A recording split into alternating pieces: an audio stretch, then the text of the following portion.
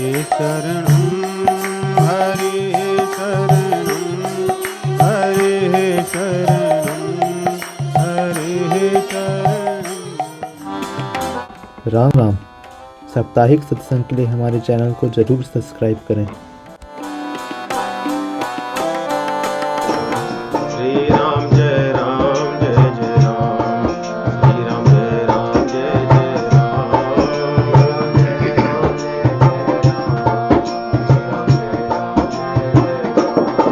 सीता राम सीता राम सीता राम सीता राम,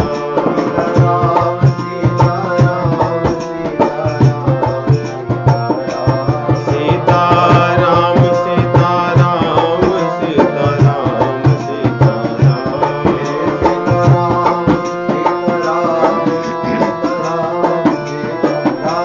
श्री राम जय राम जय जय राम, श्री राम जय राम जय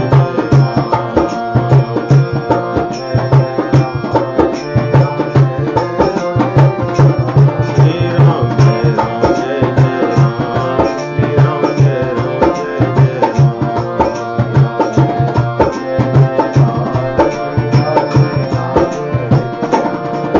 श्री सीतानाथ समारंभां श्री रामानंदार्य मध्यमाम् अस्मदाचार्य पर्यन्तां वन्दे श्री गुरु परम्पराम्।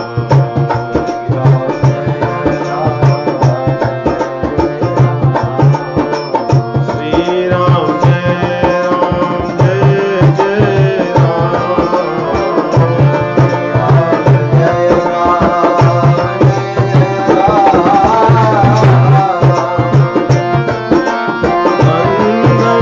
तुलसी के चरण जिनकी हो जग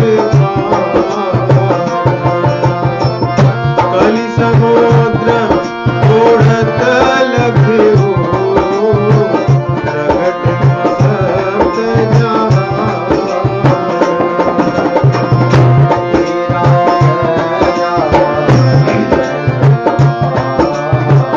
श्री राम जय राम जय जय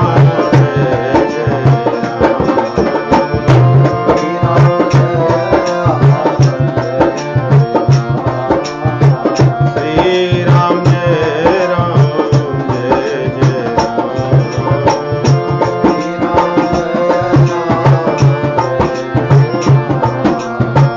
श्री राम जय राम जय जय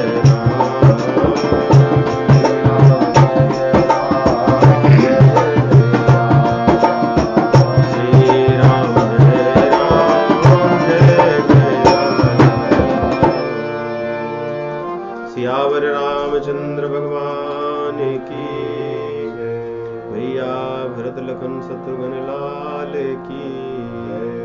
पवन सुत हनुमान जी महाराज की जय। सद्गुरुदेव भगवान की जय। गोस्वामी तुलसीदास जी महाराज की जय। राम राम। आज इस रामचरितमानस की श्रृंखलाबद्ध कथा में हम लोग अंतिम सोपान उत्तरकांड आरंभ करेंगे। सभी कांडों में एक तो अंत में है ही, परंतु ये पूरा रस से भरा है। इसमें ज्ञान और भक्ति दोनों को गोस्वामी तुलसीदास जी ने बड़े सुंदर ढंग से समेटा और रसवर्धन है सभी चौपाइयों में। विशेष करके असल में इसमें सब जगह है। वास्तव में देखें तो आरंभ में भगवान श्री रामचंद्र जी का राज्याभिषेक होगा। नारद मुनि, सनकादि देवता ये सभी भगवान की स्तुतियां करेंगे, भगवान से के साथ सत्संग करेंगे। भगवान का अयोध्या वासियों के साथ सत्संग है, गुरु वशिष्ठ जी के साथ सत्संग है। उसके पश्चात काकभूषुंड जी की कथा के माध्यम से सभी वैदिक जो सिद्धांत हैं उनको जिस प्रकार गोस्वामी तुलसीदास जी ने इन चौपाइयों में समेटा है, ऐसा ज्ञान अन्यत्र दुर्लभ है।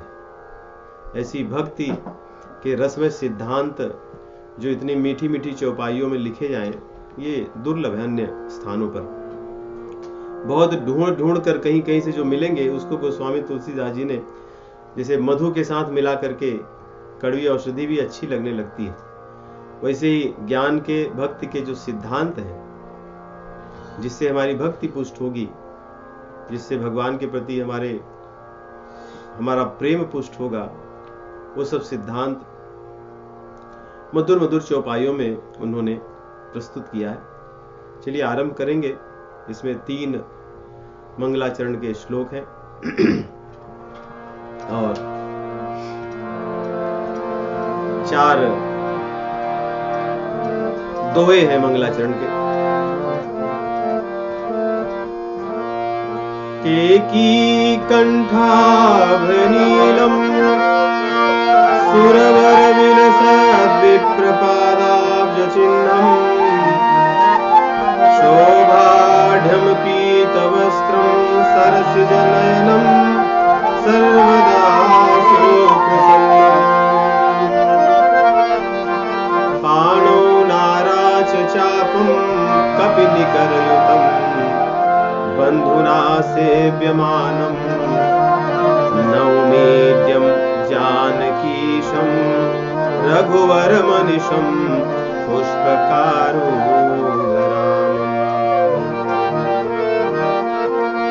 गोस्वामी तुलसीदास जी वंदना कर रहे हैं पुष्पकारूढ़ रामम, पुष्पक विमान पर आरूढ़ भगवान श्री रामचंद्र जी का, और आरंभ कर रहे हैं केकी कंठाभनीलम, जिनके वास्तव में इसका अर्थ ऐसे सुंदर है। हमारे गुरुदेव भगवान कहते हैं कि केकी कंठाभनीलम अर्थात रामचंद्र जी मोर के कंठ के समान नीले नहीं है। मोर के कंठ की नीलिमा भगवान श्री रामचंद्र जी के वर्ण से आई है, अर्थात जिस रंग के भगवान श्री रामचंद्र जी है उसी रंग का या वहीं से मोर ने अपने कंठ की नीलिमा पाई है। तो केकी कंठाभनीलम सुरवर विलसत विप्रपादाब्ज चिन्हम, श्रेष्ठ देवताओं के देवता भृगु चिन्ह अपने हृदय में धारण किए हुए शोभाढ्य, बड़े धनी हैं। रामचंद्र जी बड़े धनवान हैं। किसके? शोभा के। उनकी शोभा ऐसी है कि वैसे और कोई शोभायमान नहीं होते। और पीतांबर धारण किए हुए कमल नयन भगवान श्री रामचंद्र जी, जिनका मुखमंडल सदैव प्रसन्न रहता है। राज्याभिषेक का जैसे संदेश सुने तब, राज्याभिषेक का संदेश सुनने के कुछ ही समय बाद वन गमन की बात सुने तब, और अब वन से लौट कर आ रहे तब, इन सब में उनके मुखमंडल की जो शोभा है ज्यों की त्यों वैसी ही है। इसलिए सर्वदा सुप्रसन्नम, और धनुष बाण धारण किए हुए बंदरों के साथ इस समय और अपने भैया लखन के साथ सुशोभित हो रहे हैं और उनके द्वारा सेवित है। वे सब सेवा उनकी कर रहे हैं पुष्पक विमान में। नवमीड्य है, वही पूजनीय है। तो बहुत से लोग पुष्पक विमान में, परंतु पूजनीय रामचंद्र जी हैं। वैसे ही सर्वत्र इस सृष्टि में भगवान ही एकमात्र पूजनीय है, जो जानकीशम, जानकी जी को प्राप्त कर लिए हैं रावण का वध करके, जो अपहरण कर ली गई। जानकीश भगवान श्री रामचंद्र जी रघुवरम अनिशम, सदैव जो रघुवर हमारे हैं वो, उनको मैं सदैव नमस्कार करता हूं। इस प्रकार रामचंद्र जी को नमस्कार करके आगे उनके चरण कमलों की पुनः वंदना करते हैं कि इनके चरण कमल जो हैं वे बड़े कोमल हैं और मंजुल हैं, बड़े मधुर हैं। यदि मधुर न होते तो सब लोग उनके चरण कमलों को पाने के लिए लायलायत रहते हैं, नहीं कि मुझे आपके चरण कमल मिले। न चरण कमल मिले तो चरण कमल की रज मिल जाए, क्योंकि उसमें अगर रज लग जाएगी वो भी मधुर मंजुल हो जाएगी, मीठी हो जाएगी। भगवान के चरण कमल इतने मधुरता से भरे हैं कि बाल मुकुंद जो भगवान की छवि है वो अपने ही दाहिने पैर के अंगूठे को लेकर के अपने मुख से ही चूसते रहते हैं, क्योंकि उन्हें लगता है कि ऐसा क्या मेरे चरण कमलों में है कि जो भक्त इतना पाना चाहते हैं। इसलिए भगवान उसका स्वाद लेने के लिए जो अक्षयवट है प्रयागराज में, वहां पर जो बाल मुकुंद हैं भगवान, प्रलय के समय जो छोटा सा रूप धारण करके और बरगद के पेड़ के जो पत्ता होता है उस पर सोए हैं और अपने अंगूठे को अपने मुख में डाल करके चूस रहे हैं जैसे छोटे बच्चे करते हैं। भगवान के चरण कमल इतने मंजुल हैं, इतने मधुर हैं, मीठे हैं। और जानकी जी द्वारा दोनों सेवित हैं। और जानकी जी केवल सेवा नहीं करती हैं, उनको लाड़ लाती हैं। जैसे कोई छोटे बच्चों को प्रेम करता है, वैसे जानकी जी भगवान की इन चरण कमलों की बड़ी लाड़ लड़ाती हैं, उनसे उनको प्रेम करती है। और इन चरण कमलों में निश्चित रूप से कुछ ऐसा रस है, जैसे भंवरे पुष्पों से रस को निकालने के लिए जाते हैं, वैसे ही भक्तों का जो मन है, मन रूपी जो भ्रमर है, वो घूम फिरकर भगवान के चरण कमलों में ही जाता है उस रस को पाने के लिए। मैं ऐसे चरण कमलों की वंदना करता हूं। आगे भगवान शिव जी की वंदना करते हैं कि काम को नष्ट करने वाले भगवान शिव जी कारुणिक कलकंज लोचनम, जो करुणा के सागर हैं, कलकंज लोचन, जिनके नेत्र बड़े सुंदर लग रहे हैं कमल के समान। कुंद इंदु दर गौर सुंदरम, यहां पे दो प्रकार से अर्थ करते हैं, कुंद इंदु दर, तीन। वैसे शिव जी के लिए ऐसी चौपाई पहले भी आई है। कुंद इंदु दर गौर शरीरा,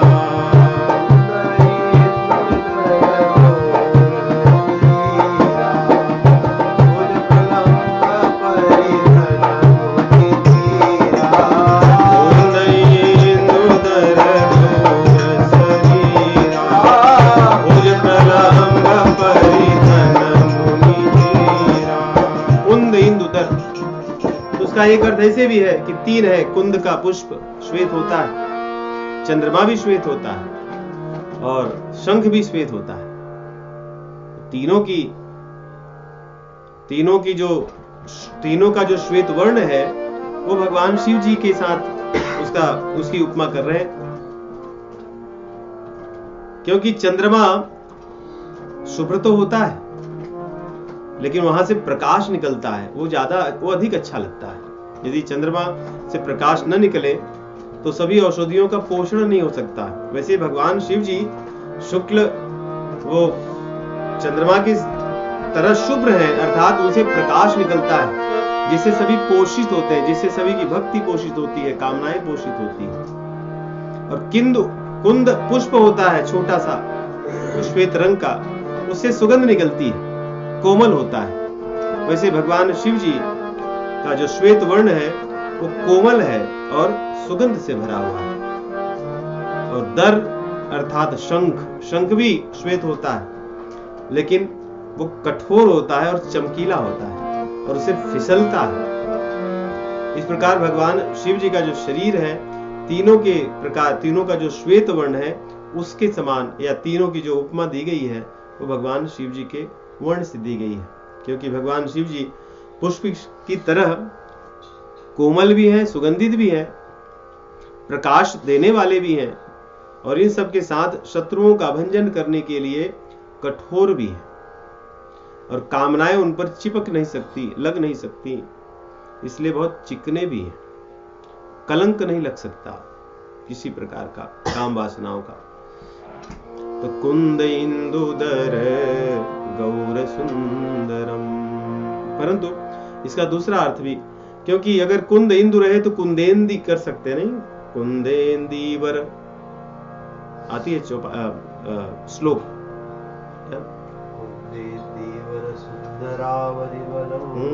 कुंदेंदीवर सुंदरावति बलव, वहां पर भी आता है। यहां पे भी कह सकते थे कुंदेंदुदर गौर सुंदरम, क्योंकि संस्कृत में अधिकतर जहां पर समास और जहां पे संधि होनी होती है वहां पर होनी चाहिए, यहां पे नहीं है। अर्थात इंदु दर गौर सुंदरम ये अलग है और कुंद अलग है। कुंद का अर्थात होता है मंद बुद्धि भी। तो मंद बुद्धि ये गोस्वामी तुलसीदास जी अपने लिए कह रहे हैं कि मैं कुंद हूं और मैं ही नौमी, मैं भगवान, मेरी मंद बुद्धि वाला मैं तुलसीदास जी भगवान शिव जी को प्रणाम करता हूं। और कैसे शिव जी? जो अभी अंबिकापतिम अभीष्ट सिद्धिदम। अंबिकापति, अंबिका अर्थात माँ है और अंबिकापति अर्थात पिता है। तो यहाँ पे भगवान शिव जी के लिए अपने भाव व्यक्त कर रहे हैं, जो मेरे माता पिता दोनों हैं, या अंबिका जी और उनके हमारी माँ है, जो उनके जो पति अर्थात हमारे पिता हैं। और माता पिता जो अपना बालक होता है उसकी लिए जो अभीष्ट होता है उसकी पूर्ति करते हैं, जो उसके लिए सही होता है उसकी पूर्ति करते हैं। इसलिए अंबिकापतिम अभीष्ट सिद्धिदम, मेरी मनोरथ को पूर्ण करने वाले हैं, मेरा ध्यान रखने वाले हैं, मेरे कल्याण को करने वाले भगवान शिव जी, मैं उनको प्रणाम करता हूं। इस प्रकार 3 श्लोकों में मंगलाचरण करके आगे 4 दोहे भी मंगलाचरण के हैं। रहा एक दिन अवधि कर अति आरत पुर लोग, जह तह सोचहि नारी नर कृष तन राम वियोग। सगुन होय सुंदर सकल मन प्रसन्न सब केर, प्रभु आगमन जनाव जनु नगर रम्य चहुँ फेर। चारों ओर नगर में कह रहे हैं कि जहां भी देखो सब लोग व्याकुल हैं। क्यों? क्योंकि एक दिन ही बचा हुआ है, 14 वर्ष की अवधि में एक दिन बचा है, और यही एक दिन सबके जीवन का आधार बना है। यदि एक दिन पूरा हो गया और रामचंद्र जी नहीं आए तो सभी का जीवन नष्ट हो जाएगा। इसलिए कह रहे रहा एक दिन अवधि कर अति आरतपुर लोग, जह तह सोचहि नारी नर कृष तन राम वियोग। और सभी दुबले पतले हो गए अयोध्या में 14 वर्षों में, क्योंकि मित भोगी है सभी। रामचंद्र जी के वियोग में किसी प्रकार का उत्सव उल्लास नहीं है, सब तप कर रहे हैं। इसलिए सभी दुबले पतले अयोध्या में जहां ही देखो दिख रहे हैं। नगर के लोगों में उत्साह भी हो रहा है कि अब एक ही दिन बचा है, कल रामचंद्र जी आएंगे। इसलिए यहाँ सगुन हो सुंदर, और सगुन सगुन हो रहा है सर्वत्र। शीतल वायु बह रही है, पक्षी अच्छे कुहकू कर रहे हैं, चहचहा रहे हैं। जितने भी शगुन शास्त्र की अच्छी बातें बताई गई हैं अयोध्या में, वो सब दिख रही है। इसलिए सब प्रसन्न हैं। और माताएं जो हैं वे भी आनंद मग्न हैं और सोच रही हैं, आयो प्रभु श्री अनुज्युत कहन चहत अब कोई। कि कोई हो सकता है आकर के कह दे कि अब रामचंद्र जी आ गए। वे अपने इसी शब्द की प्रतीक्षा में कि कोई आकर के बता देगा। प्रतिक्षण उनके मन में, क्योंकि उसमें फोन इत्यादि तो नहीं था कि मैसेज आ जाएगा कि आ रहा हूं, कोई फोन करेगा, कोई बताएगा। पहले दूत ही होते थे तो ऐसा लगता था कोई दूत आ रहा हो महल में, अभी बता दे कि बस आ गए प्रभु जी, एक दिन बचा था, भगवान आ गए, राम आ गए। इसलिए माताएं बार बार उसी की चिंतन कर रही कि कोई आकर के अभी तुरंत बता दे। और भरत जी उनको भी शगुन का ही उनको लक्षण हो रहा है, अनुभूति हो रही है। भरत नयन भुज दक्षिणा हरकत बारहि बार, जानि सगुन मन हर्षयति लागे करन विचार। जब बाम भुजा और आंख, बाई आंख जब फड़कने लगी भरत जी को, लगने लगा मन में कि आज भैया निश्चित रूप से आ ही रहे हैं और समय हो गया है। इसलिए मन में विचार करने लगे कि रहे एक दिन अवधि धारा,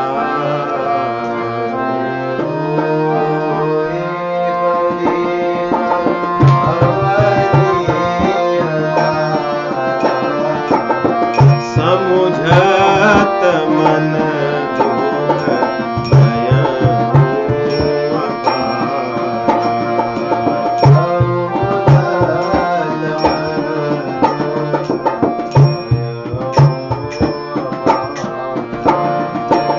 ही दिन बचा है, भैया अभी तक नहीं आए। कि क्या कारण हो गया कि एक दिन हो बचा है फिर भी संदेश कहीं से कुछ नहीं आ रहा है? क्या कारण है? कहीं उनके मन में विविध प्रकार के विचार आ रहे हैं कि ऐसा तो नहीं हनुमान जी जो गए थे और आगे क्या हुआ युद्ध में कोई संदेश नहीं मिला, इसलिए कुछ बुरा तो नहीं हुआ है। इस प्रकार की भावनाएं आ रही हैं और बार बार अपनी दैन्यता को प्रकट करते हैं कि निश्चित रूप से कोई न कोई ऐसा अपराध मेरा प्रभु देखे होंगे जिसके कारण जब मैं नहीं था तब उन्होंने वनगमन की लीला की, जिससे मैं न रहूं। और मैं चित्रकूट गया भी तो वहां से उन्होंने मुझे समझा बुझाकर लौटा दिया। कोई तो मेरा अपराध ऐसा है जिस कारण उस कुटिलता को भगवान जानकर ही मुझे अपने से दूर रखे। और लक्ष्मण जी के भाग्य की सराहना करते हुए मन में सोच रहे हैं, फिर भी प्रभु मुझ पर बड़े कृपालु और दयालु हैं। क्यों? क्योंकि मैं तो पाप से भरा हूं, नख से मैं अपराध और पापों से भरा हूं।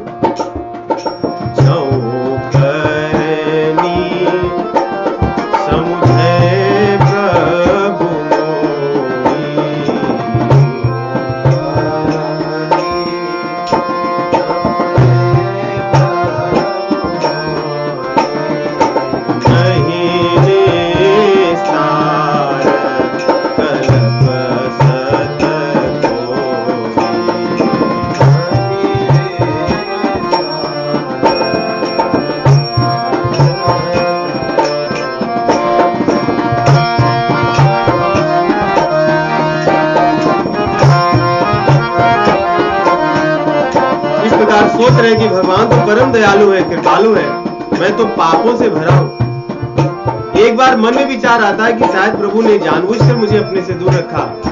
फिर सोचते हैं कि नहीं, वे तो ऐसे नहीं है, वो तो भक्त वत्सल है, भक्तों के किसी भी दोष को कभी नहीं देखते, तो इसलिए मेरे किसी दोष से प्रभु मुझे दूर नहीं किए।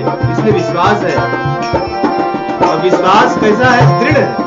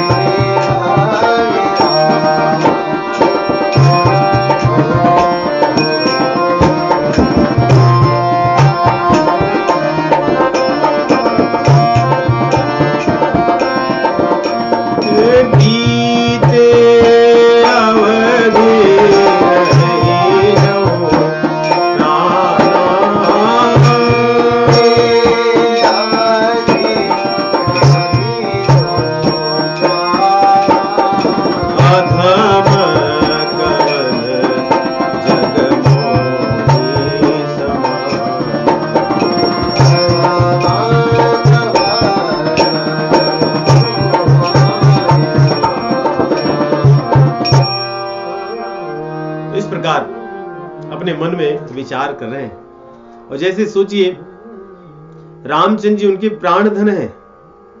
किसी व्यक्ति का यदि प्राण धन कुछ हो जिसको अपना प्राण समझता,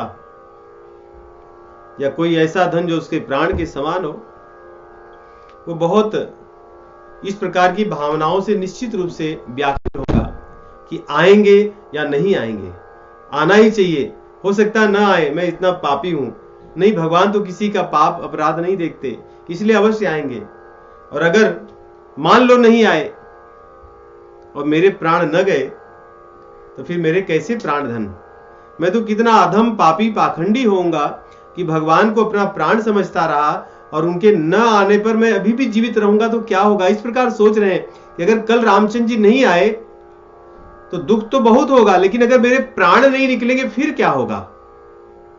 तब तो वो दुख जो होगा वो और भी अधिक होगा। इस प्रकार के विचारों से जूझ ही रहे थे कि उसी समय हनुमान जी कह रहे हैं, जैसे कोई डूबता रहे सागर में और उसको बचाने के लिए कोई जलयान आ जाए, वैसे ही रामचंद्र जी के विरह सागर में हनुमान जी, भरत जी डूब रहे थे और हनुमान जी जहाज बन करके वहां पे प्रकट हो गए। और हनुमान जी को देखते ही हनुमान जी देख रहे हैं जब कि कृष तन और कुशासन आसन पर बैठे, कुशा का आसन है, उस पर कृष तन एकदम दुबले पतले भरत जी बैठे हुए और कर क्या रहे हैं? राम राम रघुपति जपत स्रवत नयन जल जात। कुशा के आसन पर बैठे हुए, जटाचूट बांधे हैं, एकदम दुबले पतले हो गए हैं, राम राम जप रहे हैं, उनके नेत्रों से अश्रु बह रहा है। इस प्रकार देखते ही हनुमान जी बड़े प्रसन्न हुए। हनुमान जी बड़े प्रसन्न हुए कि भरत जी इस प्रकार भगवान की प्रेमी है। और हनुमान जी को देख करके भरत जी भी बहुत प्रसन्न हुए। दोनों एक दूसरे के, जैसे विभीषण जी और हनुमान जी मिले थे, कैसे एक दूसरे को देख करके प्रसन्न हुए थे, वैसे यहां पर स्थिति हुई। और हनुमान जी बड़े प्रेम से मधुर वाणी बोल रहे हैं। जासो बिरह, क्योंकि देखिए इन दोनों के मिलन में यहां वहां की बातें नहीं है, क्योंकि रामचंद्र जी इसीलिए संदेश भेजे इनके साथ कि समय बहुत कम है, संदेश जितने कम से कम शब्दों में और शीघ्र पहुंच जाए, इसलिए हनुमान जी शीघ्र पहुंच करके कम से कम शब्दों में संदेश दे रहे हैं। कह रहे हैं जासो बिरह, वहीं से आरंभ कर रहे हैं, कुछ और चीज नहीं कह रहे हैं।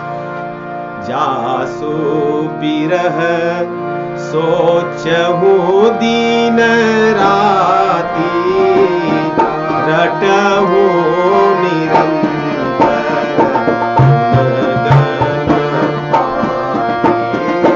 रघुकुल तिलक सुजन सुख दाता,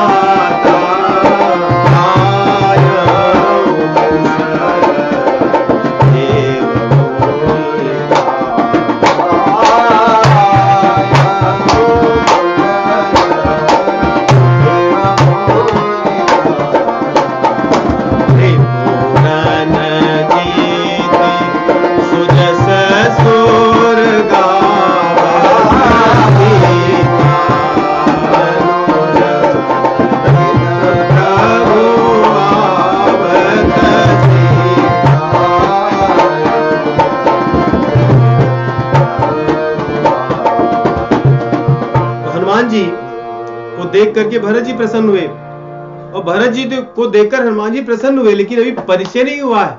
बस पहुंचते ही सामने ब्राह्मण का रूप धारण करके गए हुए हैं कि ये बात कहने लगे कि जिसके विरह में तुम दिन रात सोच रहे हो, जिनके गुणों को आप रात दिन गाते रहते हैं, वे सकुशल आ गए। अब देखिए आए नहीं, ये लोग आ गए, पहुंच गए। रघुकुल तिलक सुजन सुखदाता, आप सभी कि जो राजा हैं, सबको सुख देने वाले हैं रघुकुल के, वे आयो अर्थात होता आ गए। आयऊ कुशल देव मुनि त्राता,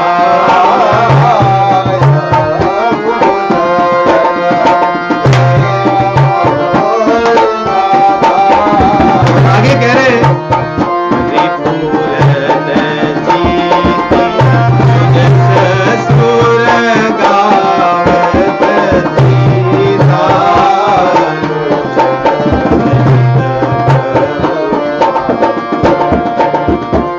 जी कर सकते हैं, इसीलिए रामचंद्र जी ने भेजा है।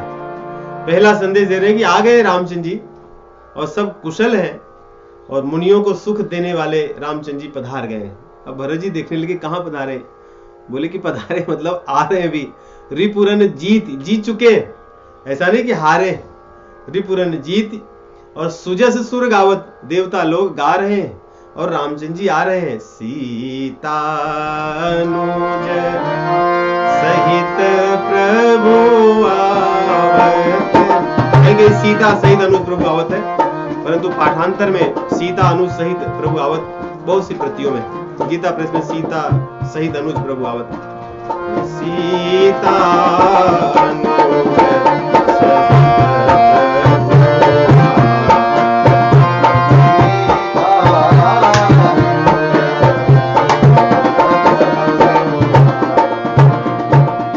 इतना सुनना क्या था, भरत जी को ऐसा हुआ जैसे सूखने वाली घास को अमृत मिल जाए। उसको क्या कहना, मरते हुए को अमृत मिल जाए, जीवित हो जाए। उनके दुख दूर हो गए। तुरंत हर्षित होकर के बोले कि आप हैं कौन, कहां से आए हो, अपना परिचय तो दीजिए। तब हनुमान जी कह रहे हैं, मारुत सुत में मैं ब्राह्मण हूं। कह रहे मारुत सुत। बोले मारुत सुत तो बंदर है। तो बोले हाँ मैं बंदर ही हूं। मारुत सुत में कपि हनुमान,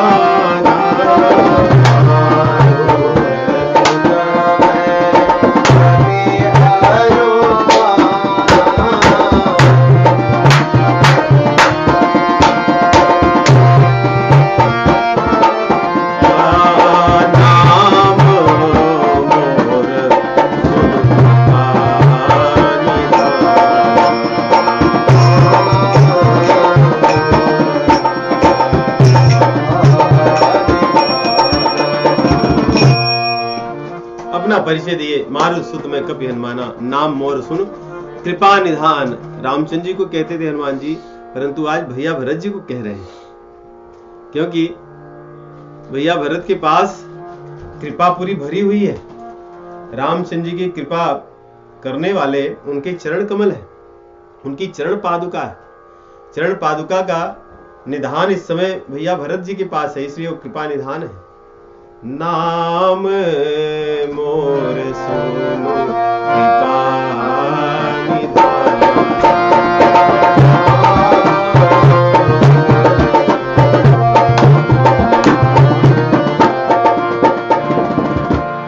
भगवान का मैं किंकर हूं, ये बात सुन करके भरत दौड़े, हर्षित होकर के उन्हें भेंटे, और दोनों के नेत्रों से अश्रु बह रहे हैं। दो भक्त परम भागवत मिल रहे हैं, दोनों परम भागवत। हनुमान चालीसा में भी आता है कि तुम मम प्रिय भरत ही सम भाई। अगर उस दृष्टि से देखें तो जितना प्रेम रामचंद्र जी भरत जी को करते हैं, उतना ही प्रेम हनुमान जी को। इस चौपाई का अर्थ यही है। और ये दोनों आज मिल रहे हैं, जिनको रामचंद्र जी बहुत प्रेम करते हैं। तुम मम प्रिय भरत ही सम भाई। दोनों समान जो प्रेम पात्र है रामचंद्र जी के, या दो परम भागवत यहाँ पर मिल रहे हैं। बार बार एक दूसरे की कुशलता पूछते हैं। भरत जी कहते हैं मेरा जो दुख था सो अब तक था, लेकिन अब कुछ भी दुख नहीं है। अब आपके आने से मेरा दुख भाग गया है। भगवान आ रहे हैं तो मेरा कुशल ही कुशल है। अब मैं तुम्हें क्या दूं? सोचने लगे कि इस दूत को सदैव देने की प्रथा है। रावण जैसा ही जो आतताई होता है, जो दूत को दंड देता है, और दूत को सदैव देने की प्रथा होती है। संदेश ले आए, और विशेष करके यदि अच्छा संदेश हो तो उसे और कुछ दिया जाता है। इसीलिए जब भरत जी मिथिला से संदेश लेकर आए थे दूत, जब रामचंद्र जी ने धनुष भंग कर दिया, विवाह होने लगा, भगवान ने कहा विवाह तो मैं नहीं कर सकता, धनुष भले तोड़ दिया हूं। बोले क्या बात?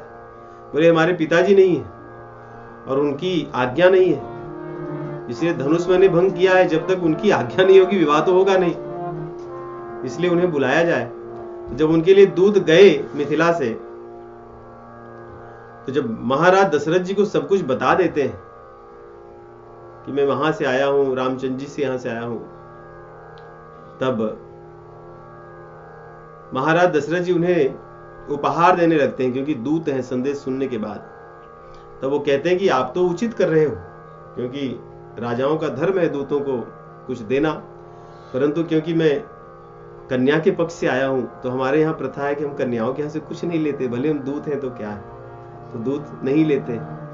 यहाँ पे हनुमान जी दूत बनकर आए हैं। भरत जी कह रहे हैं कि हमारी परंपरा है कि हम कुछ देते हैं दूतों को, आपको क्या दें? वो सोचने लगे, उन्हें कुछ सूझा ही नहीं कि हनुमान जी को इस संदेश के एवज में क्या दिया जाए। इसके बदले में कुछ भी दे नहीं सकते, क्योंकि संदेश इतना भारी, इतना अनमोल है। इसलिए कह रहे हैं कि मैं दे तो कुछ नहीं सकता, लेकिन एक चीज दे रहा हूं, वो मेरा वचन है। क्या है वचन? मैं तुमसे कभी ऋणी नहीं हो सकता, मैं सदैव जीवन भर तुम्हारा ऋणी रहूंगा इस संदेश के लिए। सोचिए, रामचंद्र जी के आने का संदेश यदि देने वाले दूत के लिए भैया भरत जी जीवन भर ऋणी रहने वाले हैं, तो रामचंद्र जी के चरणों में कितना प्रेम होगा उन्हें, उसकी कोई कल्पना नहीं की जा सकती है। इसीलिए एक चौपाई आती है, कहते हैं कि भगवान विष्णु भी भरत जी के प्रेम की, राम और भरत जी के प्रेम की जो पराकाष्ठा है, वहां पर उनकी मति नहीं जा सकती है।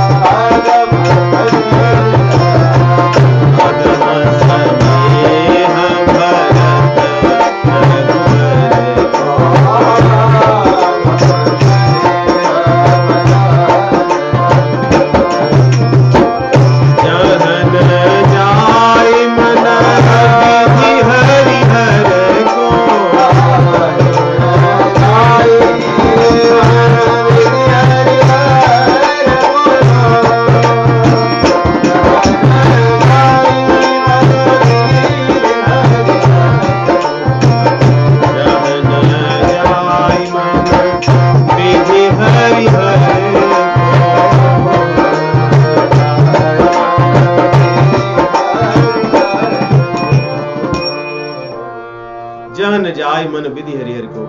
जहां ब्रह्मा विष्णु महेश इनके मत नहीं जा सकती, इनके मन में भी वो बात नहीं आ सकती कि कितना प्रेम है रामचंद्र जी और भरत जी का। इसलिए इसकी कल्पना यहां से ही आके पता चलती है। यदि एक संदेश मिल रहा है, उसके बदले में वे हनुमान जी के जीवन भर ऋणी हो गए। ऋणी अर्थात समझते हैं कि कभी वो जो कहेंगे सो करना होगा। ऋणी का अर्थ वो होता है दास, बिना किसी वस्तु की कामना के सदैव जीवन भर ऋणी रहेंगे, दास रहेंगे। इस प्रकार कहते हैं कि मेरे पास देने के लिए आपको कुछ नहीं है। उसके बाद हनुमान जी से एक संदेश, एक बात पूछते हैं कि एक बात बताइए। बोलते हैं क्या? कहो कपि कबहू कृपाल गोसाई, सुमिरहि मोहि दास की नाई। क्या मुझे कभी दास की तरह भगवान सुमिरते हैं?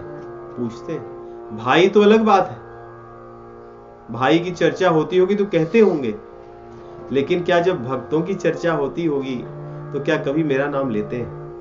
क्योंकि मैं भाई हूं, उससे मुझे संतुष्ट नहीं है। मेरी संतुष्टि तो उनके दास में रहने में। क्या दासों की तरह मेरा भी नाम लेते हैं? दासों की तरह मेरी भी चर्चा करते हैं? क्योंकि यदि दास मुझे समझेंगे तो जब अन्य भक्तों की, कपि की, भालुओं की, औरों की चर्चा होगी, देखिए इसमें बड़ी बातें छिपी हैं। रामचंद्र जी जैसा किसी का भाई हो तो कोई ऐसे प्रश्न कभी पूछ ही नहीं सकता कि क्या मुझे वो दास मानते। अगर वो दास मानेंगे भी तो भाई कहेगा कि ये कैसा, मैं दास क्यों हूं? मैं तो तुम्हारा बड़ा, तुम मेरे बड़े भाई हो, तुम इतने बड़े हो, तो मैं दास तो कभी बन ही नहीं सकता। भावना आ ही नहीं सकती है कभी। परंतु रामचंद्र जी जैसा भाई फिर भी कह रहे हैं मुझे भाई में, भाई की तरह तो स्मरण करते ही होंगे, परंतु क्या दास की तरह स्मरण करते हैं क्या? क्योंकि आप दास हैं, इसलिए आपकी चर्चा तो रामचंद्र जी बहुत करते हैं, लखन की भी करते हैं, मंदर भालुओं की भी करते हैं, तो क्या हमारी करते हैं कि नहीं? निषाद राज गुहा की करते हैं। हमें भी मानते हैं, दास की नहीं। या हमें भगवान ने निकाल दिया ये सोच करके कि मेरे कारण उन्हें वन में जाना पड़ा है, मेरे कारण ही उन्हें संकट सहना पड़ा है। इस प्रकार वार्तालाप होती है। हनुमान जी कहते हैं ऐसा कुछ नहीं है, भगवान तो तुम्हें सदैव तुम्हारा स्मरण करते हैं, तुम्हारी चर्चा करते हैं। क्यों? क्योंकि तुम्हारे भीतर इतने गुण हैं। काहे न होई विनीत परम पुनीत सद्गुण सिंधु सो। आप तो सद्गुणों के सिंधु, आप जैसे विनम्र कौन और हो सकता है? भगवान आपको स्मरण करते हैं। इस प्रकार दोनों जन बार बार मिलते हैं। भगवान का संदेश देकर के हनुमान जी कहते हैं मुझे जाना है, मैं पुष्प विमान में चढ़कर पुनः आऊंगा। हनुमान जी लौट जाते हैं। भरत जी वहां से अयोध्या जाते हैं, क्योंकि नंदीग्राम में, अब नंदीग्राम को छोड़ करके तुरंत अयोध्या जाते हैं। गुरुजनों को, माताओं को, सबको संदेश सुनाते हैं कि भैया आ रहे हैं। पुष्प विमान पर चढ़कर आ ही रहे, हनुमान जी संदेश देकर गए। सुनत सकल जननी की धाई, कही प्रभु कुशल भरत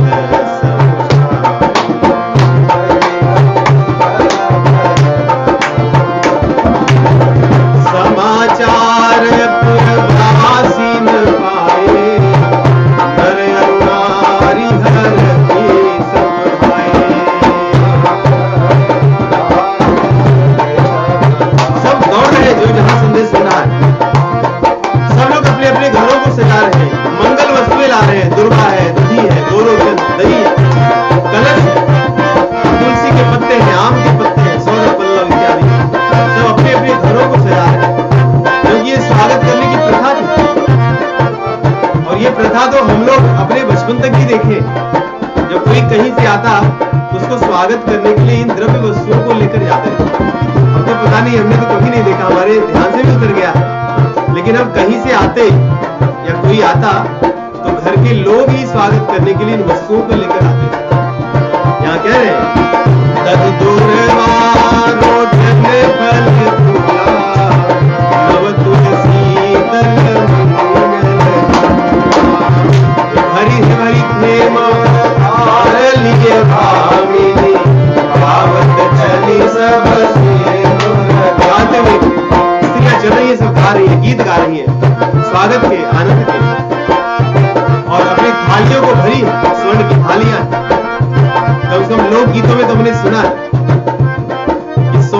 थाली में जेवर सजाया इत्यादि सब वस्तुओं को सजाई है, सजा करके ले जा रही है और भगवान के स्वागत के लिए सब तैयार हो गए और संदेश जा रहा है कि रामचंद्र जी आ रहे हैं।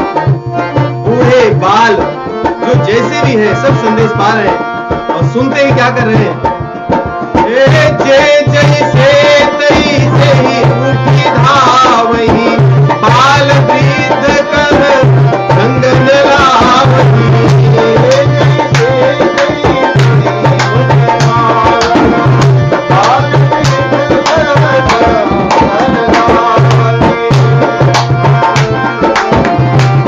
जो भी सुने सब भाग रहे हैं।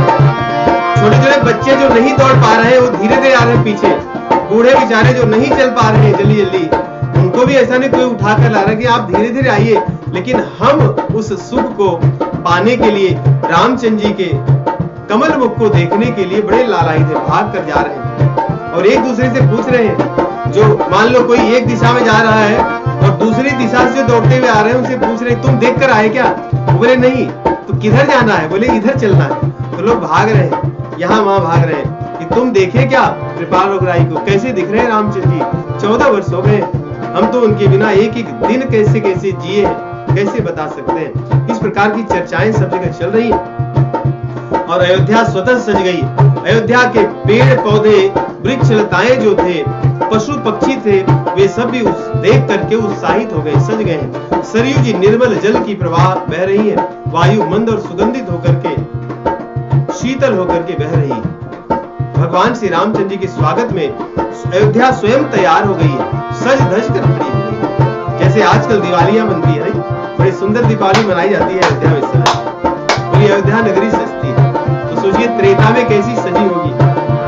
और भरत जी जाकर सभी को कह रहे हैं, सभी ब्राह्मण देवता जो है, मंत्री है, गुरुजन है, सब तैयार हो रहे हैं। जो स्त्रियां हैं, क्योंकि स्त्रियां इस प्रकार सबके साथ नहीं दौड़ सकती और सबके साथ नहीं जा सकती, कुछ पर्दे में रहती है छिपकर। घर में वे सब अपनी अपनी अटारियों पर चढ़ी, अपने सिर पर पल्लू रखे हुए हैं और देख रही कि कृपाल रघुराई कहां से जा रहे हैं। बहुत चढ़ी अटारी है, निरखही गगन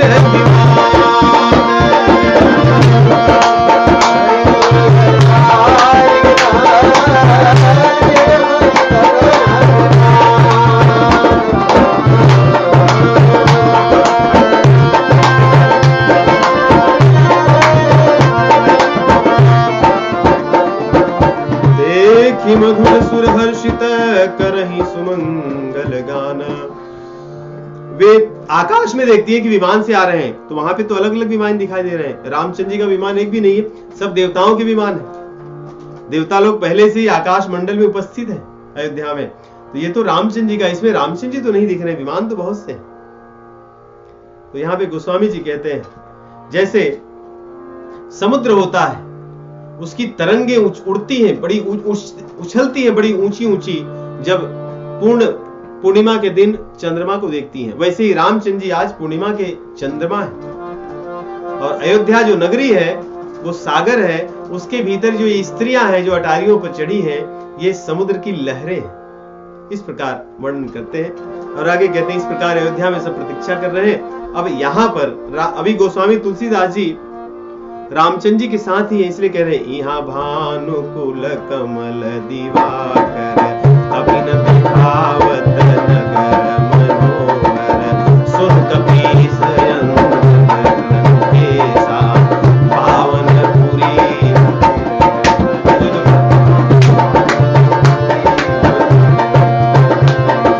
यद्यपि सब वेद पुराण अवध पुरी समुद्री नहीं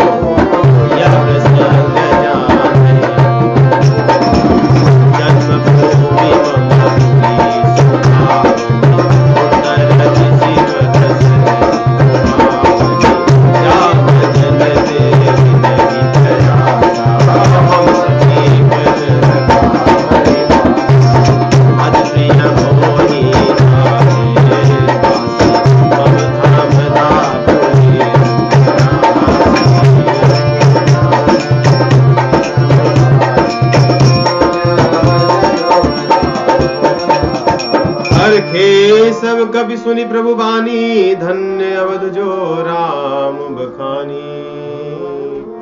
अयोध्या में सब तैयारियां चल रही हैं, रामचंद्र जी पुष्पक विमान पे चढ़े हैं, वहां से इस सबको दिखा रहे हैं, अंगद सुनो, विभीषण सुनो, और इस प्रकार सबको समझा रहे हैं कि यहाँ पे देखो, ये मेरी अवध नगरी दिख रही है, यहाँ पे ये बड़ी पुण्य है, पावन है। सरयू जी को देखो, उत्तर दिशा में जो नदी दिख रही है वो सरयू जी है। इस सरयू में जो स्नान करता है, जा मज्जनते बिनहि प्रयासा, मम समीप नर पावहि बासा, इसके स्नान से सामीप्य मुक्ति की प्राप्ति होती है, अर्थात भगवान के धाम में गति होती है। सायुज मुक्ति नहीं, सामीप्य मुक्ति मिलती है, मोक्ष नहीं मिलता, भगवान के धाम में भक्ति मिलती है, भगवान के धाम में स्थान मिलता है। कह रहे हैं यद्यपि सब बैकुंठ बखाना, वेद पुराण विदित जग जाना। वैकुंठ की बड़ी महिमा है, सर्वत्र उनकी चर्चा होती, लेकिन मुझे वैकुंठ से अधिक प्रिय मेरा अवध धाम है, और उससे भी अधिक प्रिय मुझे मेरे यहाँ के लोग हैं, मैं इनको बहुत प्रेम करता हूं। अवधपुरी सम प्रिय नहीं सोऊ। वैकुंठ बहुत अच्छा है, परंतु अवधपुरी जैसा नहीं। अति प्रिय मोही यहाँ के वासी, मम धामदा पुरी सुख राशि। मम धामदा, देखिए सरयू जी में स्नान करने से भी भगवत धाम मिलता है, और अयोध्या जी की करुणा से, कृपा से भी मम धामदा, मेरे धाम को देने वाली, भगवान के धाम में ही गमन होता है। मम धामदा पुरी सुख राशि, ये भक्ति देने वाली नगरी है।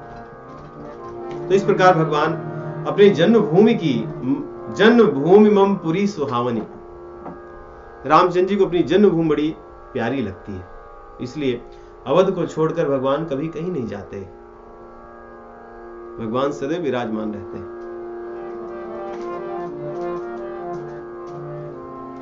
तो इस प्रकार भगवान श्री रामचंद्र जी वर्णन कर रहे हैं। ऊपर से ही रामचंद्र जी देख लेते हैं कि अयोध्या में इतना सारा उत्सव है, सब लोग दौड़े चले जा रहे हैं, यदि मैं विमान लेकर के नगर में उतरूंगा तो वहां पर हो सकता है दुर्घटना हो जाए, लोग भागने लगे, यहाँ वहां व्यवस्था नहीं होगी, इसलिए रामचंद्र जी अपने विमान को अवधपुरी के बाहर ही, अर्थात राजधानी के बाहर ही उतारते हैं, और उसके बाद में पुष्पक को कहते हैं कि तुम चले जाओ, जहां से आए हो, तो मातल के पास चला,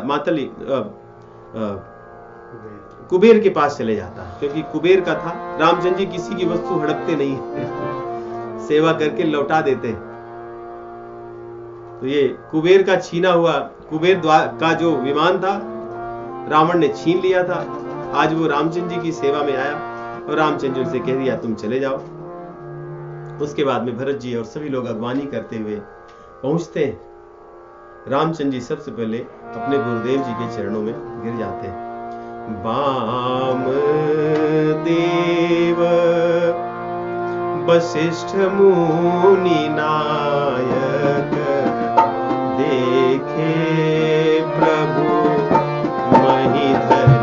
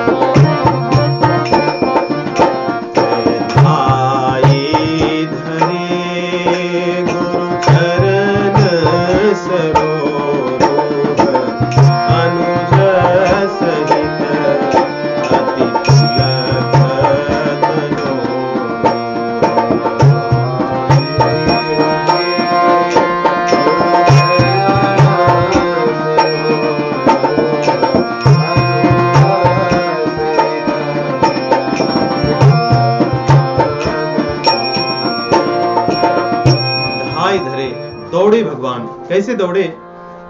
अपने धनुष और बाण को रामचंद्र जी साथ नहीं ले गए, क्योंकि लिए तो थे। जैसे ही गुरुजी को देखे, धनुष और तरकस बाण सब भूमि पर रख दिए और दौड़ करके, क्योंकि गुरु जी के पास अस्त्र शस्त्र को या सिर पर पगड़ी लेकर के नहीं जाना चाहिए। देव दर्शन में भगवान के मंदिर में भी सिर पर पगड़ी बांधकर या इत्यादि जो रजोगुण सूचक जो आभूषण है उनको धारण करके नहीं जाना चाहिए। तो गुरुजी को देखते ही कह रहे, देखते ही जहां ही दिख गए वहीं पर उन्होंने भूमि पर अपने धनुष बाण और तरकस रख दिए। वहां से दौड़ करके भगवान गए और गुरु के चरणों पर गिर पड़ते हैं। गुरुजी उठाते हैं, कुशल पूछते हैं, सब कुछ बताते हैं। आगे भरत भैया, और देखिए आगे आ रहे हैं। गहे भरत पुनि प्रभु पद पंकज, नमत जिनहि सुर मुनि शंकर। राम और भरत जी का जो मिलन है बड़े विस्तार से कह रहे हैं। आज उन्हीं चरण कमलों पर भरत जी दौड़ करके गए, पकड़ लिए जोर से कि अब नहीं छोड़ूंगा मैं, अब मुझसे आप दूर नहीं जा पाएंगे। इतने वर्षों तक आप मुझसे दूर थे, मेरे ही कारण। और परे भूमि नहीं उठत उठाए, बर करी कृपा सिंदूर लाए। भरत जी उठने, भगवान उठा रहे हैं उनको, बलपूर्वक उठा करके रामचंद्र जी अपने हृदय लगा रहे हैं और भैया भरत उनके चरणों पर ही गिरे जा रहे हैं। गोस्वामी जी कह रहे हैं ऐसा लग रहा है आज प्रेम और श्रृंगार ये दोनों का मिलन हो रहा है। देखिए कितनी विलक्षण बात कह रहे हैं, कहते हैं प्रेम और श्रृंगार का मिलन। प्रेम और श्रृंगार में यदि आप कल्पना करें तो कौन प्रेम और कौन श्रृंगार? यहां पे रामचंद्र जी प्रेम है। श्रृंगार से क्या, श्रृंगार से किसी भी वस्तु की शोभा बढ़ जाती है। रामचंद्र जी का प्रेम तो अनोखा है, इससे बड़ी और कोई चीज है नहीं। लेकिन भरत जी रामचंद्र जी के प्रेम को बढ़ाने वाले हैं, उनके प्रेम की शोभा को बढ़ाने वाले हैं। यदि भरत जी न हो तो रामचंद्र जी के प्रेम की महिमा प्रकट कौन करेगा? क्योंकि प्रेम तो होता है, प्रेमी भी होता है, परंतु प्रकट कर महिमा कौन, उनकी महिमा को कौन प्रकट करेगा? इसलिए गोस्वामी जी कहते हैं प्रभु मिलत अनुजहि सोह सो, मोपहि जाति नहीं उपमा कही। प्रभु मिलत अनुजहि सोह, मोपहि जाति नहीं उपमा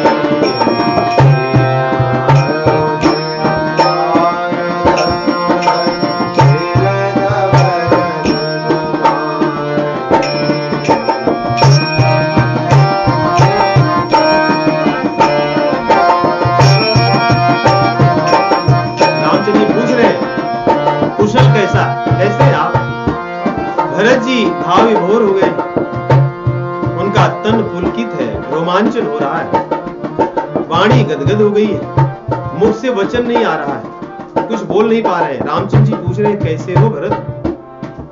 भगवान शिव जी पार्वती जी को समझा रहे हैं ये प्रेम ऐसा है कि ये तो अनुभव करने वाला ही बता सकता है, और जो अनुभव नहीं कर रहा है वो इसका वर्णन नहीं कर सकता, इसलिए मैं भी इसका वर्णन नहीं कर सकता हूं।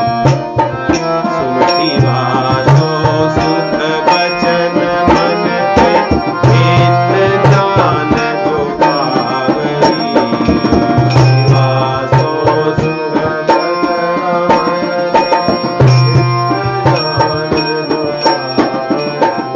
सुन शिवा सो सुख, बचन मन ते भिन्न जान जो पावई। वचन और मन से भिन्न है, अर्थात मन की बात कुछ और है, वचन उसको वर्णन नहीं कर सकता। ये तो वही जान सकता है, केवल जाना जा सकता है, अनुभव किया जा सकता है जो इस सुख को पाता है। आज भरत जी को जो सुख हुआ वे हम सब क्या समझ सकते हैं? हम लोग बस कह सुन सकते हैं, वहां तक जब मति न जाए तह विधि हरिहर को, अगम स्नेह भरत रघुबर को। जब भरत और रामचंद्र जी के प्रेम में या प्रेम तक गति ब्रह्मा विष्णु महेश की भी नहीं है तो सामान्य जीव क्या समझ सकता है। जो बात वहां पे कही गई है कि अगम स्नेह भरत रघुबर को, जह न जाए मन विधि हरिहर को, उस बात की पुष्टि यहां भगवान शिव जी कर रहे हैं स्वयं। ये बात सत्य है। सुनो शिवा सो सुख बचन मन ते भिन्न जान जो पावई। सुनो शिवा सो सुख बचन मन भिन्न जान जो पावई। इस प्रकार भैया भरत और रामचंद्र जी मिलते हैं। आगे लखन जी से मिलते हैं, भरत जी लखन मिलते हैं, शत्रुघ्न जी रामचंद्र जी से मिलते हैं और भैया लखन से मिलते हैं। आगे जाकर के भगवान श्री रामचंद्र जी सभी माता जानकी जी से सभी लोग मिलते हैं और भगवान श्री रामचंद्र जी सभी अवधवासियों से मिलना चाहते हैं। अभी माताओं से नहीं मिले, लेकिन माताओं से मिलने के पहले अवधवासी जो सर्वत्र रामचंद्र जी की प्रतीक्षा कर रहे हैं, भगवान सबसे मिलना चाहते हैं। तो यहां पर भगवान ने अपनी भगवत्ता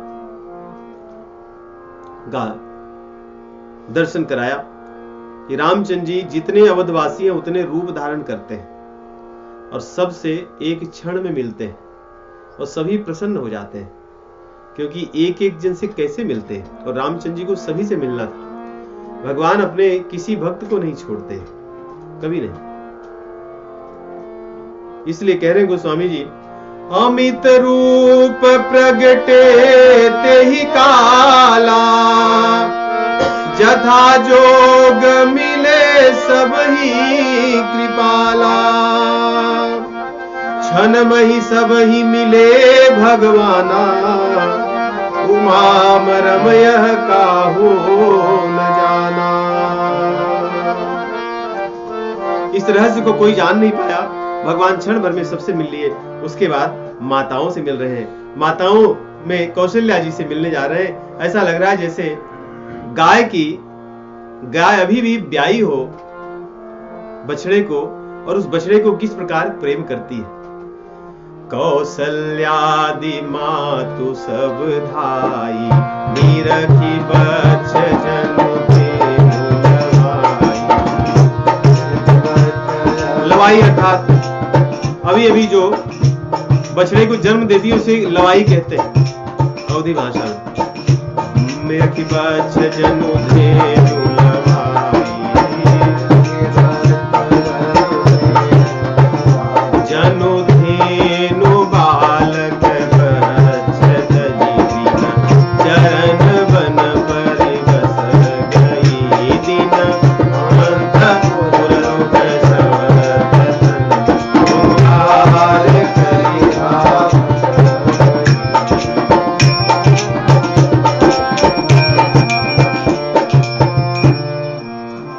जैसे ब्याई हुई गाय अपने बछड़ों को छोड़कर जब चरने के लिए बाहर जाती है और शाम को जब आने लगती है तो किस प्रकार वो दौड़ती है, भागती है बछड़े के लिए, वैसे ही आज 14 वर्षों के पश्चात जब भगवान श्री रामचंद्र जी आए हैं, किस प्रकार माता कौशल्या जी दौड़ रही हैं, रामचंद्र जी से मिलती हैं, जैसे हुंकारती हैं, रो रही हैं, उनके अपने आप को संभाल नहीं पा रही हैं, कुछ बोल नहीं पा रही हैं, पकड़ करके भेंटती हैं, उनके दुख दूर होते हैं, छाती जुड़ाती है और भेंटती हैं। आगे भगवान श्री रामचंद्र जी माता सुमित्रा जी से मिलेंगे, माता कैकेयी जी सभी जी से भेंटते हैं। सभी सासुएं माता जानकी जी सासुओं से मिलती हैं, सभी उन्हें आशीर्वाद देती हैं, सब उन्हें कहती है तुम्हारा अहिवात अचल हो, तुम्हारा सुहाग अचल हो।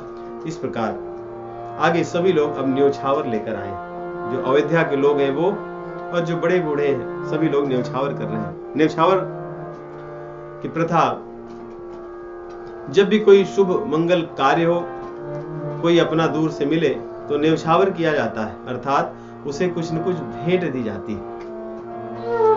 तो सभी लोग आज कुछ न कुछ लेकर आए हैं देने के लिए। गोस्वामी जी कह रहे हैं रघुपति कमल सब रघुपति मुख कमल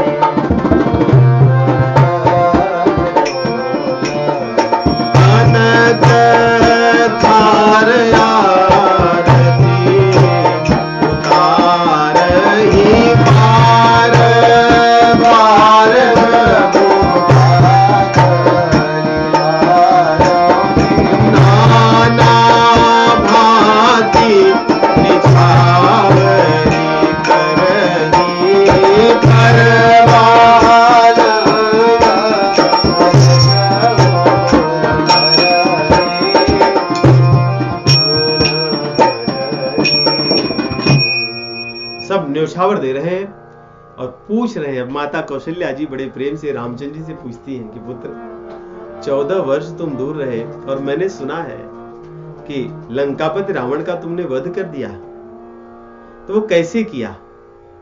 सहज प्रश्न उठता है।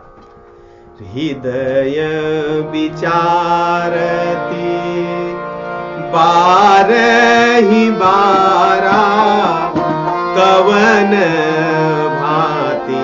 लंकापति मारा। क्यों?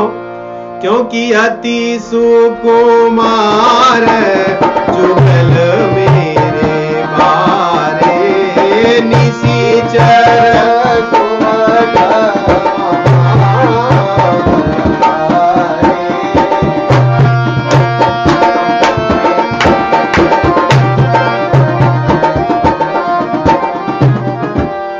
कहते हैं कि लंकापति रावण का वध कर दिया। कैसे मेरे इन दोनों सुकुमार पुत्रों ने, राम और लक्ष्मण ने, कैसे उसको मारा होगा? राक्षस तो बड़े भयंकर होते हैं, बड़े शक्तिशाली होते हैं। इस प्रकार बार बार उनके मन में प्रश्न उठ रहा है कि कैसे किए होंगे ये दोनों। इस प्रकार चल ही रहा था कि आगे भगवान श्री रामचंद्र जी सोचते हैं कि सभी के मन में जो चल रहा है विचार, उसके उत्तर एक साथ में दे दूं। तो सबको बुलाते हैं। लंकापति कपीश नल नीला, विभीषण जी, सुग्रीव, नल नील, जामवंत, अंगद और हनुमान जी, जितने भी मुख्य मुख्य बड़े बड़े सेनापति थे, सबको बुलाए भगवान। और भरत जी के और सभी लोग जब आए बड़े संकोच में हैं। संकोच इस बात का है कि हम लोग इतने असभ्य लोग हैं, पशु बंदर हैं, भालू हैं। और विभीषण जी सोचते हैं हम निश्चर लोग हैं, कहां हमारे यहाँ कैसी सभ्यता थी। मैं भी एक भाई हूं, हम 3 भाई थे, तीनों भाई 3 तरह के हो गए। रावण अपनी दिशा में चला गया, कुंभकर्ण अपनी दिशा में और मैं अपनी दिशा में। हमारे यहाँ कैसी सभ्यता थी, एक दूसरे को गालियां देना राक्षसों का स्वभाव था। नहीं, रावण बार बार में गालियां देता था। बड़े बूढ़ों का कोई पहचान नहीं। माल्यवंत को कहता था कि भाई तू बूढ़ा हो गया है, हट जा यहाँ से, दूर न करो यहाँ ते को, इन लोगों को दूर भगाओ मेरी आंखों के सामने से, ऐसे शब्दों का प्रयोग करता था। और रामचंद्र जी की अयोध्या, यहाँ इतनी सभ्यता है, एक दूसरे से इतना प्रेम है। तो इसलिए भगवान जब बुलाए तो सब सोच रहे हैं कि कितना प्रेम है इन भाइयों में, यहाँ के लोगों में कितना प्रेम है, यहाँ की सभ्यता कैसी। इस बात को लेकर सभी संकोच में है। इसलिए सब संकोच में आए और मन में प्रशंसा करने की, धन्य है हमारे प्रभु रामचंद्र जी, धन्य है अयोध्या, धन्य है यहाँ के लोग। और जब रामचंद्र जी बुलाए और रामचंद्र जी ने कहा ये मेरे गुरुदेव हैं, इनके चरण कमलों को सभी लोग प्रणाम कीजिए। सब लोग प्रणाम करते हैं। और गुरु जी का परिचय कैसे दे रहे हैं रामचंद्र जी। यहाँ पे रामचंद्र जी गुरु जी का परिचय देंगे सभी बंदर भालुओं विभीषण से, और अपने मित्रों का परिचय देंगे गुरुदेव से। देखिए दोनों बड़ी विलक्षण यहाँ पे। गुरु जी का परिचय, गुरु वशिष्ठ कुल पूज्य हमारे, इनकी कृपा दनुजरन मारे। रामचंद्र जी ने कह दिया बस इन्हीं की कृपा से जो युद्ध हुआ है उसमें हमने विजय पाई। उसके बाद में गुरुदेव से परिचय करा रहे बंदर भालुओं का। गुरुदेव ये देखिए ये लोग कौन है, कौन है ये लोग?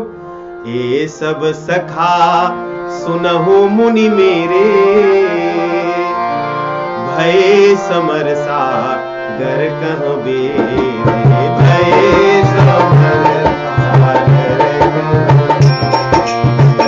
मम हित लागी जन्मई न हारे, मम हित लागी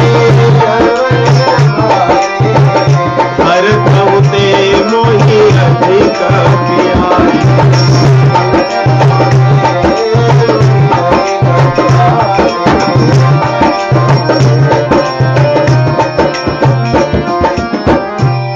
माता जी के मन में प्रश्न था कि अति सुकुमार जुगल मेरे बारे, परम सुभट निश्चर सुभट महाबल वारे, कि राक्षस लोग बड़े भयंकर थे, मेरे पुत्र दोनों बड़े कुमार थे, और कवन भांति लंकापति मारा। हृदय विचारत 12 बार बार विचार कर रही थी। रामचंद्र जी ने एक बार में ही बंदर भालुओं का परिचय करा दिया, अपने सखाओं का, गुरुदेव का परिचय कराया, और माता जी के प्रश्न का उत्तर भी दे दिया कि गुरुदेव जी की कृपा से और इन बंदर भालुओं ने अपने प्राणों को न्यौछावर लगा दिया, उससे हमने लंकापति रावण पर विजय पाई है। अपना नाम कुछ नहीं है उनका, सब गुरुदेव की कृपा है और बंदर भालुओं की सेवा। ये है हमारे रामचंद्र जी। यदि हम उनके लिए इतना करते हैं तो सोचते हैं कि इन्होंने अपना जीवन हार दिया हमारे ऊपर, और कुछ नहीं किया, बस थोड़ी सी चीज ढूंढते रहते हैं कहीं तो कुछ मिले। यहाँ पे बंदर भालुओं की ऐसी प्रशंसा गुरुदेव के सामने, और आगे माता जी के पास ले जाते हैं। माता जी के चरणों पर सभी, कौशल्या जी आदि के चरणों पर सभी लोग, सभी बंदर भालू जो सखा है, प्रणाम करते हैं। आगे अयोध्या को पूरी बड़ी सुंदर ढंग से सजाया गया है। नगर की शोभा बड़ी सुंदर है। यहाँ पे क्यों न हो, कारण बता रहे हैं। नारी कुमुदिनी अवध सरी रघुपति बिरह दिनेश, अस्त भय विकसत भई निरखी राम राकेश। बिरह रूपी सूर्य जो है तप रहा था, उसके कारण जो कुमुदनी थी, अर्थात अयोध्या की नारियां जो थी, या नर नारी जो थे, प्रजा जो थी, वो कुम्हला गई थी। जैसे कुछ कुमुद वाला जो कमल होता है वो सूर्य के तेज से कुम्हला जाता है और रात्रि में अच्छा खिलता है। तो इस समय विरह का जो सूर्य था वो तप रहा था, लेकिन अब अस्त हो गया सूर्य, इसलिए अयोध्या के लोग प्रसन्न हैं, आनंद में मग्न है। अब गुरुदेव जो है वो राज्याभिषेक की तैयारी करने के लिए कह रहे हैं। आगे रामचंद्र जी सबसे मिलने के बाद में अपने महल में जा रहे हैं। जब रामचंद्र जी अपने महल में गए, सबने देखा तो जैसे उनका स्वभाव पहले था, अभी भी वो बदले नहीं। पहले भगवान का स्वभाव था कि माता कैकेयी के पास ही रहा करते थे अधिक समय। तो आज अपने महल की ओर गए, अर्थात अब नगरवासी दूर हो गए, भगवान अपने महलों में गए, जो उनका मुख्य महल और माताओं का अपना अपना जो महल था। तो सबसे पहले रामचंद्र जी देखते हैं कि इन सबसे मैं मिला, लेकिन माता कैकेयी के मन में बड़ी विषाद है, उनको अपने किए पर बड़ा पश्चाताप हो रहा है, पछतावा है। तो सबसे पहले उनके मन के दुख को मैं दूर करूं। प्रभु जानी कैकेयी ल जानी, प्रथमता सुगृह गए भवानी। इसलिए सबसे पहले माता कैकेयी के घर में जाकर के उनको फिर से समझाते हैं कि जो कुछ हुआ तुमने नहीं किया, तुमने तो अच्छा ही किया, तुमने मुझे अच्छे काम के लिए भेजा था। या दूसरा यो समझे कि रामचंद्र जी की वन लीला होने के पहले भगवान एक दिन माता कैकेयी जी से कहते हैं कि आपको ये सेवा करनी होगी, कि आपको ऐसी लीला करनी होगी हमारे साथ, कि आपको हमें वन भेजना होगा। तो आज आने के बाद में पुनः भगवान जाकर के उन्हें एक प्रकार से प्रणाम कर रहे हैं कि माता जी आपने हमारे लिए इतना किया जो और कोई नहीं कर सकता, आपने कलंक लिया है अपने सिर पर। तो भगवान विशेष रूप से अलग से उनसे बात करते हैं फिर से। और ताहि प्रबोधि बहुत सुख दीना, पुण्य निज भवन गमन हरि कीन्हा। भगवान उसके बाद अपने आज के परिप्रेक्ष्य में अपने रूम में जाते हैं लेकिन भगवान का रूम नहीं, उनका अपना महल है। भगवान उसके बाद अपने महल में जा रहे हैं। और जब वहां अपने महल में चले गए, सब लोग बड़े प्रसन्न हुए कि रामचंद्र जी आज अपने महल में। भगवान की जब सेवा हो जाती है तो भक्त बहुत प्रसन्न होता है उनकी सेवा करके, कि हमने भगवान की सेवा की। तो आज अवध के लोग बहुत प्रसन्न हैं और गुरु वशिष्ठ जी अब आगे की बातें सोच रहे हैं। वो सबको बुला रहे हैं, सभी मंत्रियों को बुलाते हैं, अन्य मुनियों को बुलाते हैं और सबको क्या कह रहे हैं? गुरु वशिष्ठ द्विज लिए बुलाई, आज सुघरी सुदिन समुदाई। कि आज का दिन बहुत मंगल है, मतलब अब विलंब ना हो, आज ही राज्याभिषेक हो जाना चाहिए, आज ही तिलक हो जाना चाहिए। इस भाव से उन्होंने सभी को बुलाया और फिर सुमंत को बुलाया गया। सुमंत जी ने मुख्य मुख्य जो कार्यकर्ता थे उनको बुलाए, मुख्य मुख्य मंत्रियों को बुलाए, सबको आदेश दिया कि राज तिलक करने की तैयारियां की जाए। राज तिलक में किन किन वस्तुओं की, सामग्रियों की, कहां से जल ले आने होंगे, किन किन तीर्थों के, नदियों के, सागर के, उन सब की व्यवस्था की जाए। इसलिए सभी भेजे गए। धावन थे, जो दौड़कर कार्य करने वाले लोग थे, उन सभी को भेजा गया मंगल द्रव्य को मंगाने के लिए और सभी लोग शीघ्रता से लेकर के आ भी गए। हरग समेत वशिष्ठ पद मुनि सिरुनायो आई। जाकर के सभी लोग मंगल द्रव्य लेकर आ गए और राज्याभिषेक अगले सप्ताह हम लोग करेंगे। श्री राम जय जय राम, श्री